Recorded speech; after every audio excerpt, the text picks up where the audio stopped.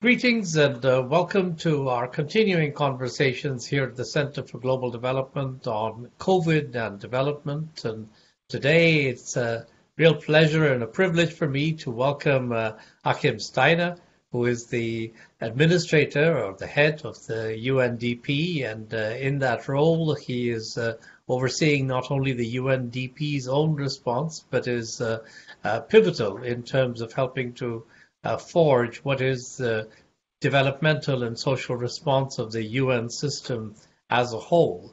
And I wanted to welcome you, Achim. It's always great to talk to you. You always bring great insights to whatever conversation, and if there is ever a need for insights, now is that moment. And I thought we might start really by hearing your perspective on how the pandemic and the economic consequences of it are already playing out in the countries in which you are present. And for those who don't follow UNDP, of course, UNDP is present in more countries than almost any other organization. So you have a global footprint. What are your colleagues and your country partners telling you as to how all this is impacting their current economic and social activity? Thank you, Masood, and thank you for the invitation. It's a great pleasure to have a chance to reflect with you a little bit on the storm that is unfolding around us. And your first question already points to one of the challenges. The pandemic is global, and therefore it is hitting every country, every territory, but in, let's say, different speeds. And yet what we've also observed is that it's not just a health crisis, as we all know by now.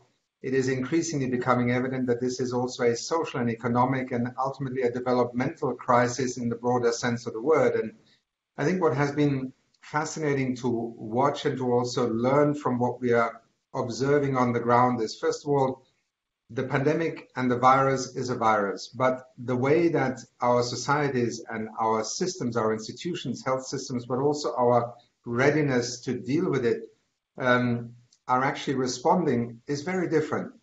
Part of that has to do with the speed and the chronology, let's say, of events, and they are very uneven across the world. But what we have also seen is that on a continent like Africa, right now, the health systems crisis of this pandemic is actually being overtaken by the economic and social crisis, and therefore that very immediate fear that not only are people suddenly losing jobs in their millions, livelihoods in their hundreds of millions, but also the development gains over decades are at least being eroded, if not threatened. And I think that alone defines a prospect of understanding this crisis that is very different from either the financial crisis we had in 2008 or from, let's say, the Ebola outbreak, SARS, MERS, that were, let's say, more confined geographically, even though potentially also very threatening. Yes.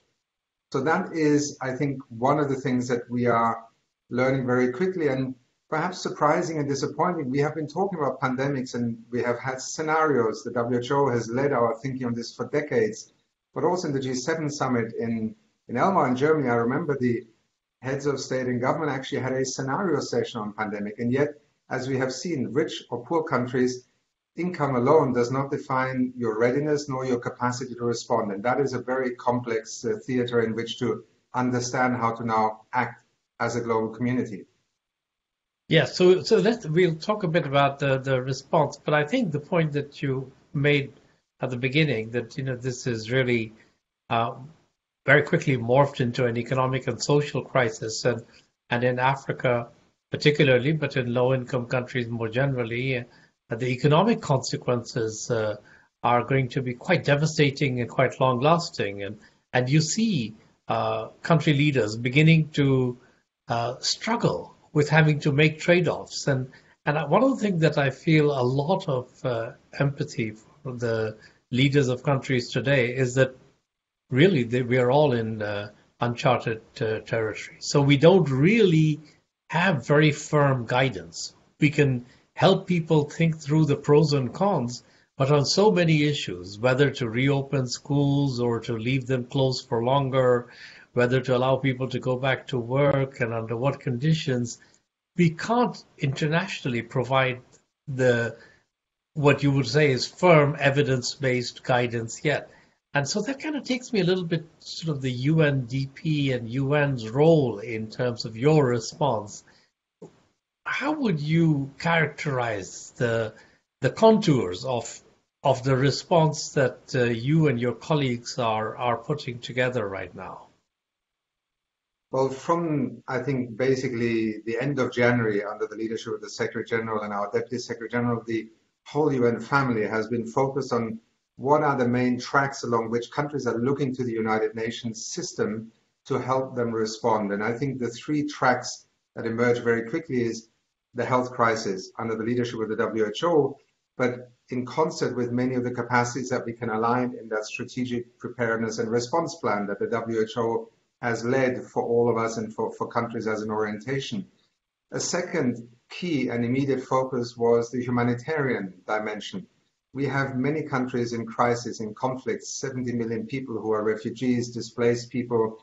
We have ongoing conflicts. The vulnerability of those countries in particular was a focus, and therefore the Global Humanitarian Response Plan, which is also bringing other actors in the international, non-governmental organizations community, but also at national level together, a key track of the UN to try and address the vulnerability of those who are perhaps the most vulnerable in this crisis. And then thirdly, that socioeconomic response, although it is in a sense a larger response of how do governments, how do societies, how do economies actually begin to respond here, first of all, in terms of an immediate suppression of the virus, which is not just a medical response, it is a communications response. It's testing the resilience also of government continuity capacity. One of the things that we have found as UNDP that surprised us how quickly we were drawn in and requested to assist governments just to have situation rooms, crisis committees in order to maintain the functionality of government infrastructure between central government, local government, but also then dealing with what are the measures that we can very quickly design in order to mitigate essentially this economic shutdown, which is really a collapse. And for small island developing states, tourism ceases, the economy essentially ceases. Yes. How does government even maintain, for instance, its health infrastructure and staff if it cannot pay salaries? I mean, these are just the short-term issues. Procurement, I think we were all caught by surprise and off guard how quickly that became a major constraint in terms of being able to access and deliver also in a world where airports were shutting down, airlines stopped flying, the critical supplies that would keep the health system going. And then very quickly having to help governments do something that in a sense was not even conceivable a few years ago. How do you begin to give, literally billions of people some kind of support, financial, economic, in order to survive what is from one day to another the shutdown of their livelihoods? And here the ILO has given us very stark figures, over 190 million jobs lost, but then we forget that in most countries around the world, people still operate in the informal sector, 60, 70, 80%. In Africa, particularly in low-income countries, the vast majority work in the informal sector. And for them, no business means no income, and there is nothing to fall back on. So we also have to deal with a very differentiated reality. In richer countries, there are social safety nets. There are ways in which government can leverage its economy in order to stabilize this and still have to make very dramatic choices. But what you do in a country where the health infrastructure is minimal, communications is minimal, and also the fiscal space, as it's often referred to, is so limited. And here, I think we have seen some very dramatic scenes and situations, but also some remarkable creativity and speed. Cash transfer programs, temporary basic incomes suddenly become a way in which to manage a crisis, but perhaps also to begin to recognize that there are lessons to be learned here for the future of development. Yes, exactly. And I think we will, as time goes on, we will retain some of these lessons, I hope, for the future, because we're discovering that cash transfer programs actually can be made to work and can be made to scale up under pressure quite quickly. They're still not the only instrument we have, and we have to supplement them, and it's harder to do in some circumstances. But at least this is an impetus for making progress in that. Now, when you come to the response, as you say, there are these different tracks and that you're working on the economic and social one particularly. One constraint that everyone has pointed to is the adequacy of resources to be able to support the international response. I think a lot of people have said that there's a sort of glaring contrast between what rich countries have been willing to do within their own economies, and most of them have packages, 8, 10, 12, even more percent of GDP in terms of a fiscal response, and on the monetary side as well, sort of commensurate policies. And what so far we have been able to see in terms of that magnitude and ambition level of the response to support the problem in the rest of the world, even though everybody intellectually recognizes that this is a global problem, it can only be solved if the pandemic is controlled everywhere. And in that context, one issue which has been very much in the forefront, Secretary General also is very much active on it, is the question of providing some immediate relief through some kind of standstill on the debt that is owed by at least the poorest countries. And there was an agreement that was reached by the G20 for the 75 or so poorest countries on the sort of official bilateral part of their debt, not yet on private, not on multilateral. And there's been a sort of, you, I think, have also been active in saying that more is needed. I wanted to get a little bit your sense of where do you think the international financial response is and what more should be done? What is the priority on that now? Well, you're touching on something that I think is both an illustration of a world entering into this pandemic, into this crisis already with a problem. We were already seeing a rapidly growing number of debt distressed countries or those on the verge of debt distress. Now, what we now confront is an extraordinary scenario. And just the numbers that we have seen in the context of the IMF, but also the World Bank and the G7, the G20, the Paris Club discussing what measures can be taken right now. And we are talking about numbers that are almost without precedent. And here, let me also say, because we often, lament our international multilateral system, one great example of how we learned something out of the 2008 financial crisis is that we refocused the way in which the IMF could be better prepared for this. And I think under the leadership of Kristalina Georgieva, we have seen the IMF being remarkably agile in mobilizing up to $1 trillion very quickly. So here was one response mechanism. I think the decision by countries, the G7 in particular, and then calling for also the private Paris Club debtors to come together as a collective action is important. But we are talking about a magnitude of debt that will escalate. And even the IMF money, let us remember, these are credit lines largely. They will compound the level of indebtedness. So I anticipate, and I think many of us see this towards the end of this year into next year, either a default situation in terms of global debt, which is a terrible thing to happen to our global economy and the financial system, or being able to design responses that are realistic, pragmatic, but also need to do more than simply talk about money and debt forgiveness and debt restructuring. All countries are under stress right now. If the public is to support an engagement in addressing the debt issue, it must do so with public support. That means we have to provide also some positive perspective of what would happen if we restructure debt, if debt forgiveness becomes part of the equation. And we have to, I think, bring into the discussion the kind of positive co-benefits, whether it is accelerating access to clean energy and electricity in Africa, expanding digital infrastructure and connectivity, because the terrible price that children, particularly in developing countries right now, are paying by having schools locked down, but not having access to the internet, broadband connection, education ceases. And so, there are opportunities for, if you want, accelerating, leapfrogging developmental benefits in the context also of tackling the debt issue. And I think these two must go together, because otherwise we will hit a very stark point where simply taxpayers in countries that are the creditors will refuse to support this. And that is a political dilemma we cannot allow to simply happen.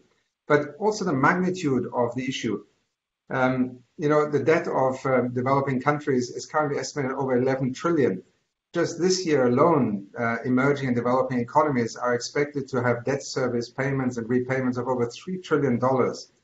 And if you put that into the context of what we have taken so far, you don't have to be a mathematical genius or a financial sector expert to recognize that this is an issue that only together we can actually take from a meltdown point back to something that is manageable.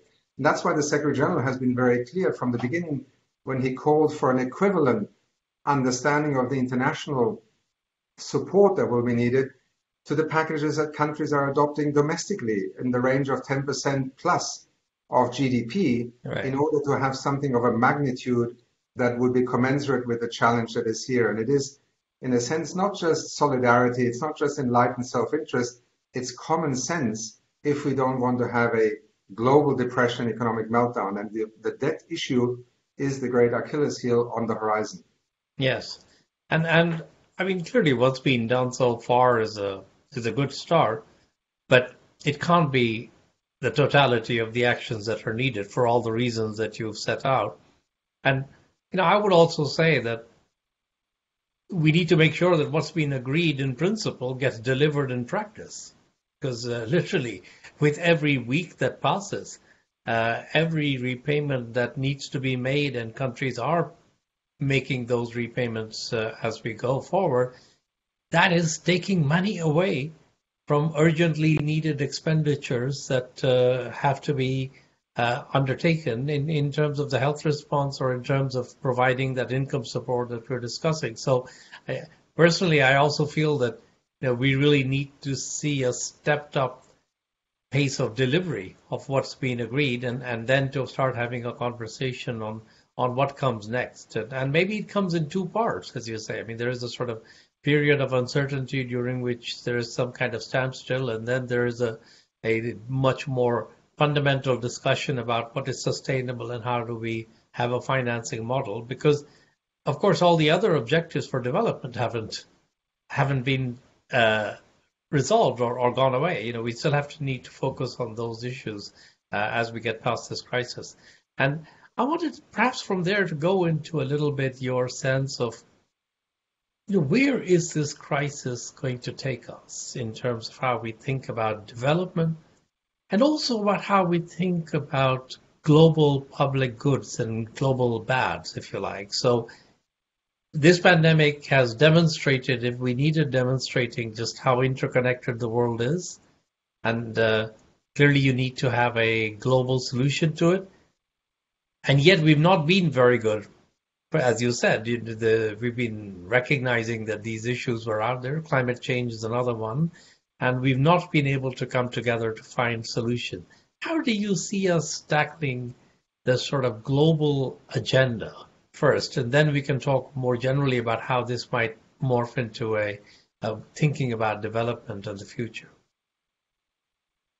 Well, there are many layers to your question, but let me begin first of all by a sense of the imperative to act collectively and to act together. I think this is fundamental, and I sometimes struggle a little bit with this narrative that so many lament that our multilateral system is not functioning. I think we always have to remind ourselves the multilateral system gives us what we are willing to also invest in it. And I think right now, in the struggle that we have seen in virtually every country and how to respond to this crisis, I would say both the Bretton Woods institutions, but also the United Nations system have actually been remarkably agile. And this is not to in any way pretend that everything that we are trying to do is right, is always on the mark. But I think the world's ability to respond, first of all, to the health crisis, but secondly, also to be able to deal with the economic fallout. The institutions that are actually at the forefront of this are the Bretton Woods institutions and the United Nations system. As we speak today, there are close to 100 million people who will have the ability to eat tonight because of the continued capacity of the World Food Programme to deliver. Yes. Our sister agency, UNICEF, working very hard to maintain a vaccination capacity. UNDP, in just 4 weeks, established a rapid response facility with small grants to allow countries to quickly assess priorities and structure international support. We managed to transact those in 72 hours from receipt of proposal to release of funding for 90 countries.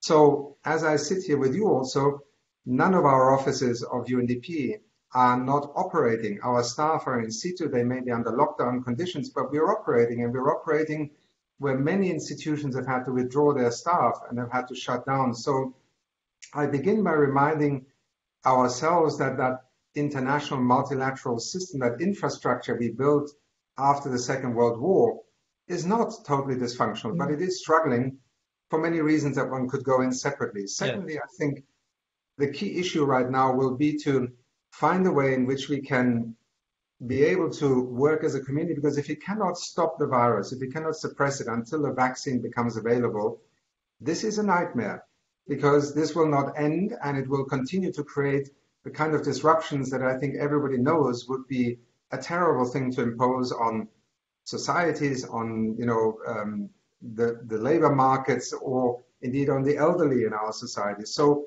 we need to rapidly work on that. And I think the initiative to come together in developing this global initiative on a vaccine, preparing for the fact that this is not a moment in which the traditional way of looking at vaccine development becomes intellectual property, but rather how on earth will we prepare production capacities, the logistical infrastructure, the cold chains that are needed in order to deliver that vaccine to 5 to 7 billion people over time, and then also help countries prepare for the very difficult choices. Yeah. Who gets the vaccine first? Is it people in the health system? Is it the elderly, the most vulnerable? We have a and who makes those choices? I mean, what is the basis on which we will trade off what are going to be very difficult trade-offs? We'll make those trade-offs, as you say, and how will we demonstrate that this was a fair approach? And I think that's going to be very much a collective process. Well, a reminder of what happens when people begin to lose confidence in their governments, in the economic situation that they find themselves in, was very visible to us across the world over the last 2 years. Inequality, that sense of lacking fairness, is what took people out onto the streets, from Hong Kong to Beirut to Paris, Santiago de Chile. Just for a moment, imagine a world in which some countries are able to corner, so to speak, the supply of vaccines. This would not be a tenable situation. So this is not the mighty ruling the vaccine universe that will allow us to get through this.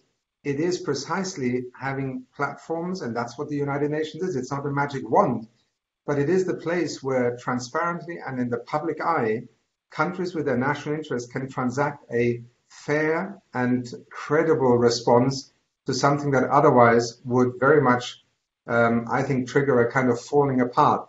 So that whole area of the vaccine and then the transition into a, as you already alluded to, a world beyond the immediacy of the virus being the driver, I think becomes very interesting. And there are very different futures possible. And I think this is the focus very much of our work right now as UNDP, also to help leaders in government, but also nations, to make informed choices in managing the crisis, mitigating the impact, but already inserting the DNA that allows these funds and these efforts to be leveraged for something that addresses what I think many of us are beginning to call the underlying conditions of our economic reality. And inequality and sustainability clearly are going to be at the center of driving these kinds of responses. But let me be very clear. We could have a very dystopian set of futures emerging if the world falls apart on an issue such as vaccines, if in country it is privilege and political influence that determines who gets access to these packages. And here are some really dramatic choices. Do you save your national airline and maybe 20,000 jobs? Or do you invest in small, medium-scale enterprises and maintain the productive capacity and viability of 1 million people? Yes. Terrible dilemmas. No, absolutely. And I mean, just to stay for a moment with the global goods part of the development agenda. So pandemics, obvious case, biodiversity, climate.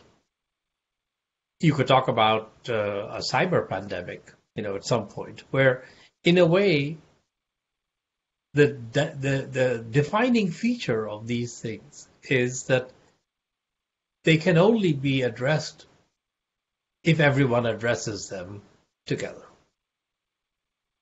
And yet, finding the mechanisms for everyone to come together to craft a response that is binding on everyone requires a framework, supporting institutions, and that's where the multilateral institutions are key, but also a degree of readiness at the political level amongst the leadership of countries to engage in that process. And we're going through a time when many people, many countries in the world are, the leadership is more skeptical of multilateral cooperation, and people are more skeptical or maybe even more than skeptical about globalization, and they see this. So in that context, to craft this process of coming together to solve a common problem it's going to be a challenge. And I wanted to just get a little bit of a sense of, at a time of great power rivalry and a sense of fatigue with globalization, how do you think one can craft the narrative that would help to explain why, whether you like it or not, there is no alternative to a coordinated global response to solve global bads? It's a profoundly contemporary question, because what we have seen in the last few years, and perhaps surprising to many of us after a post-Cold War dividend and an outlook until a few years ago of remarkable progress, eradication of extreme poverty, we have lived through extraordinarily progressive times. But what we did not recognize is that inserted into that were some fundamental points of tension, and the issue of equity is certainly one of them. And I think increasingly, and perhaps surprisingly, that economists and public debate did not pick up on that earlier on.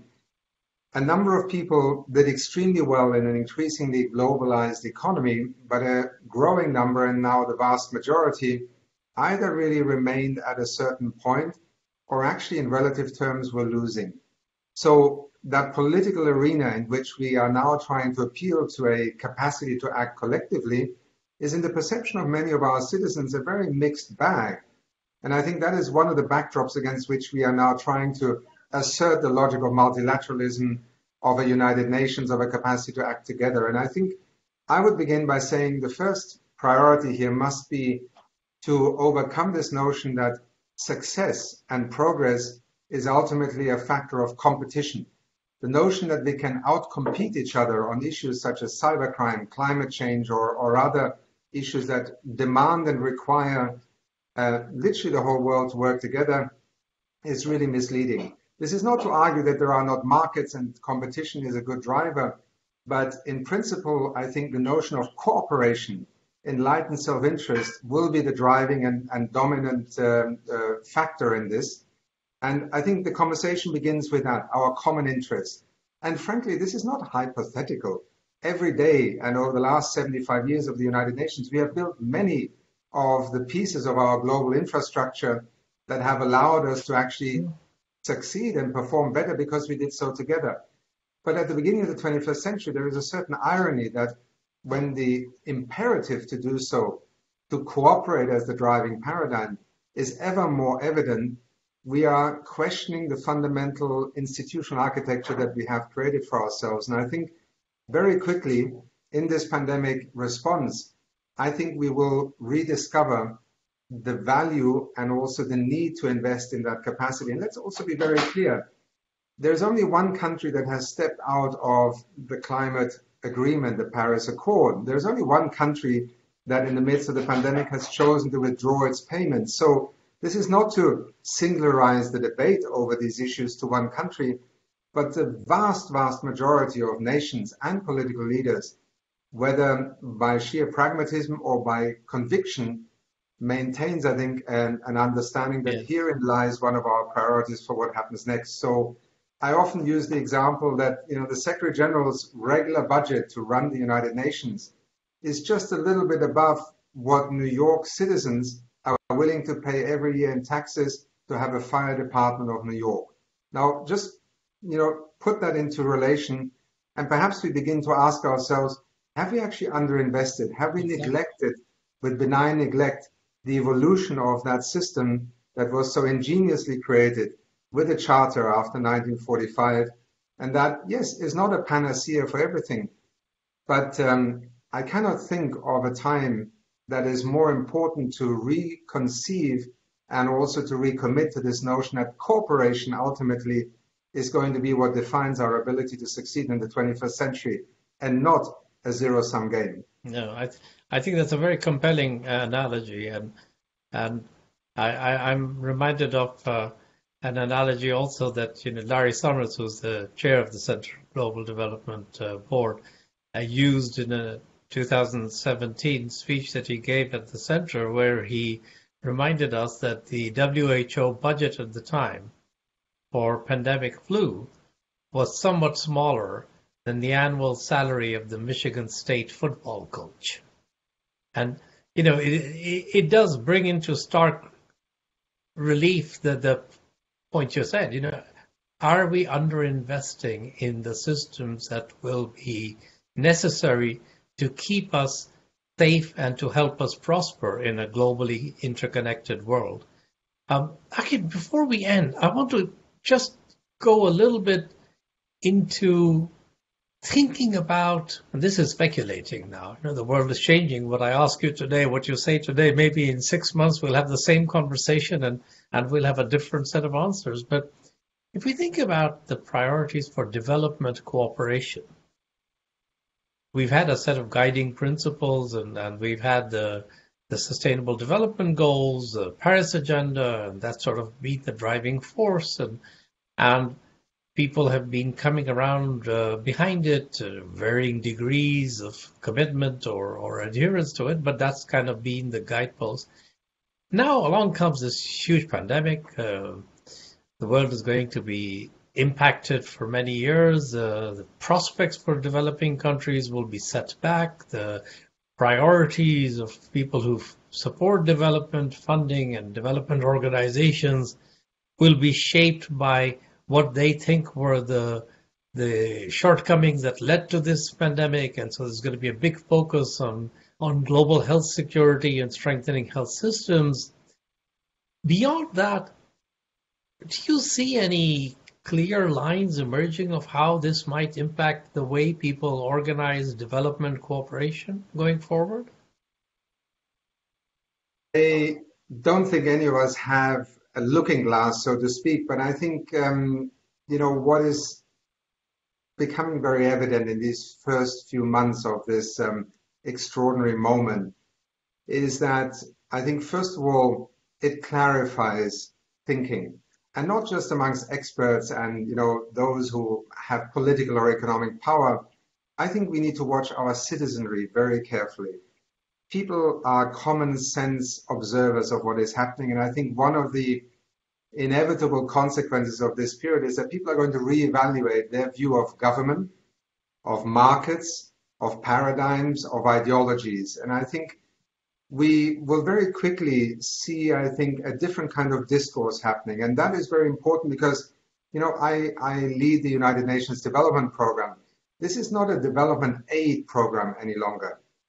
We live in an era where development is essentially a series of choices that we need to make, where cooperation allows you to make better informed choices, and where those who have less, let's say, capital to invest, technology and infrastructure, can also benefit from the co-investment of richer countries in order to accelerate their ability to make those choices. But at the end of the day, the future of development will be a product, first of all, of how our citizens view, first of all, the role of government. And I think it has been very interesting just in these first 2 weeks to see whether it is the CEOs of the largest companies, whether it is people who have never had a penny from government, or whether it is, the urban citizens. All of us are looking to government because it's the only entity that allows us as citizens in a country to, first of all, have a capacity to act collectively. There is an analogy that extends into the development arena, which I think is very immediate. We need to quickly learn together what is changing in the way that governments will not, in a sense, renationalize economies, even though, ironically, I think some good fellow socialists would be rubbing their eyes right now if they were watching, how the public is taking a stake in large corporations again. But I think there is clearly also something that we have not talked much about today, which is the whole digital universe, artificial intelligence, that arena that will allow us to transact very differently. And into that future, I think, is a very different role for governments to help societies make choices. The linear progression, agrarian society, industrialization, digital economy, that kind of linearity, I think, is increasingly going out of the window. We are going to enter into an era of far greater experimentation. Governments will be called upon to curate, but also to facilitate a different response in terms of risk-taking. We need to manage systems far more in terms of their interdependence and complexity. And somebody recently pointed out to me that you could almost draw an analogy with the actuary approach of insurance, where governments have to make choices, and nowhere is this more clear than these first few weeks of the pandemic, that simply are not based on, Keynesian theory or the Chicago School. There is a much more dramatic enlargement of the lens. And for development, I think it's an extremely important moment, because we have tried to reduce development and development cooperation to aiding the poorest and stabilizing countries in conflict and crisis. That is a part of it. But actually, the largest number of the world's poor happen to live in middle-income countries, which is where we close the circle to inequality again. And small island developing states, who maybe per capita middle-income countries with one hurricane have 40, 50% of their economic infrastructure wiped out. This is a very different world in which development and the notion of cooperation on development truly is a global undertaking with nothing being predetermined. And let's remember that we have also learned an important lesson. If you look at, for instance, a state such as Kerala in India, we also see the benefits of something we have long argued for, building into social infrastructure, human capital, good governance, and a social welfare or social safety net that can help you be more resilient. Well, right now we can observe in a number of countries the benefits of these investments. They are paying off, and that is part of, I think, what will also shape priorities in the way that we think about development investments in the future. They are not going to, I hope, go back to simple shovel-ready infrastructure in the sense of just roads and bridges and power lines.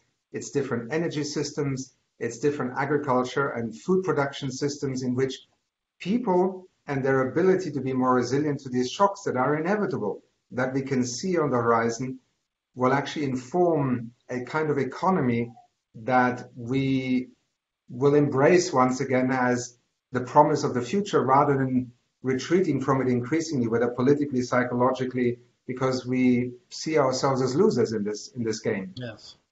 Well, I think what's very clear already is that, this crisis can be defeated, but the only way it's going to be defeated is if we all come together. And it's not just true of this crisis, but in a way, the development agenda, and maybe the SDGs were an attempt to articulate just that, is that it's not about us and them, you or me.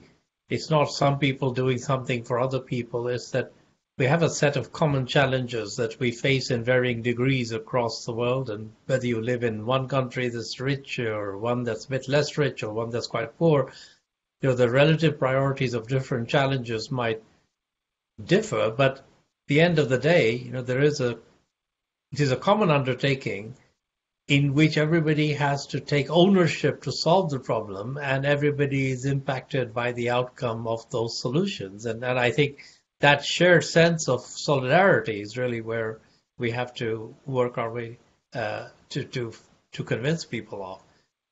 Achim, it's always a great pleasure to talk to you. I think if you permit me, what we might do in a few months' time is come back and do a stock take on how these first few months have gone. Are we more optimistic at that stage that we're coming together, or as you said, there are many futures possible? Which direction are we heading in, and how can we make sure that in our small ways we can contribute to making things a little bit better? So thanks again for your presence, and thank you for your time. Thank you so much, Masood, and thank you for bringing these kinds of discussions together. Always a privilege to be with you, and thank you to CGD also for doing what it does. Orientation is what we're looking for right now. Thank you.